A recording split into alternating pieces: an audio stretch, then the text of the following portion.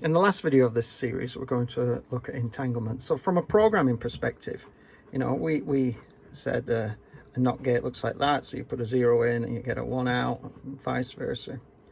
And we also looked at the matrices, the matrix algebra that causes all that. And the same with the Hadamard gate, which essentially puts us into a state of superposition. So I can draw it in between two, a spin up state and spin down state, if you will, here. The next gate, or the gate that really creates entanglement, is called the C0 gate. Looks a bit like this. It stands for controlled NOT. So essentially, if the gate is a 1 and this is a 0, then the NOT function happens and becomes a 1. If this still is a 0, that's a 1, and that will become a 0. Now if that turns to a 0, regardless of what the input is, you will always have a 0 on the output. You cannot really physically connect two qubits together or copy the state of one qubit to another qubit. So we use the C0 gate to programmatically do this, but in reality, or in our circuit that we showed earlier, we may have two qubits like this,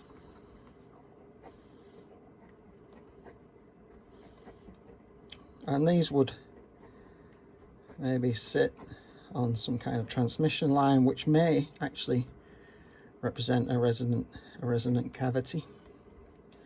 And what's happening in this as we do the C0 process, if you will, we're getting constructive and destructive, and it's controlled interference between our two qubits.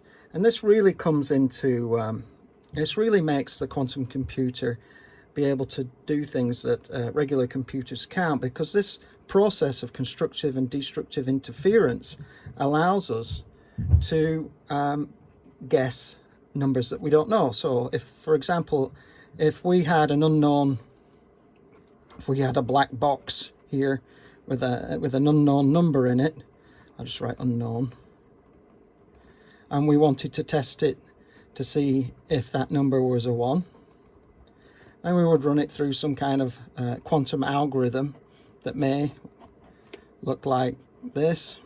Hadamard gate, maybe a NOT gate here, Hadamard gate here, maybe a C0 here, and so on.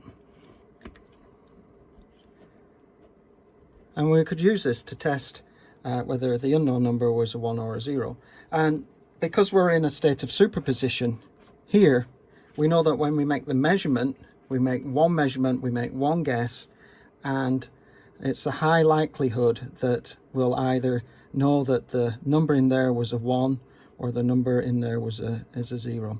It's fairly benign when you look at this in terms of just 2 bits acting together. But say you had 8 bits, so that would be 2 to the power of 8, so that would be 256 guesses. So that's getting up there, and it exponentially increases. And at 72 bits, I mean, which is just a regular RSA encryption nowadays, that number would take many years, maybe up to hundreds of years, to crack using the most powerful supercomputer technology that we have. And the other way to look at this thing, because it's about guessing based on destructive and constructive interference. If we go back to our 8-bit analogy, 8 bits, and say we just had 8 coins and they're all spinning together, so there'd be 256 possible states, but they're all in limbo. They're all in superposition, all spinning away. And we know that one of those states could be the right state. So when we collapse the state, essentially if we bang our fist on the table with all the coins spinning, we can increase the probability of each coin falling heads or tails to give the correct answer by the right organization of our quantum gates. And in fact, we load the qubits probability to make them more likely to fall on the correct side and give the right answer.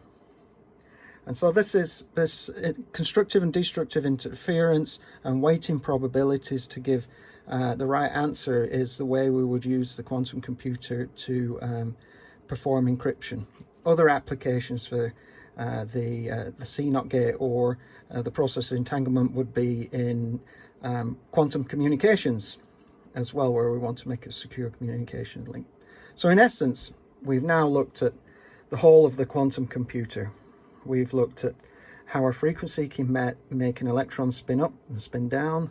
We've looked at a number of gates and how to program our quantum computer. We know that we need a microwave control system, a dilution refrigerator to create the process of quantum computing. And then fundamentally, within our qubit, we treat it as a number of resonance circuits that would even sit within a resonant cavity, and the destructive and constructive interference of all these things working together with different stimulus frequencies helps us to, with a high probability, get to the answer that we're looking for.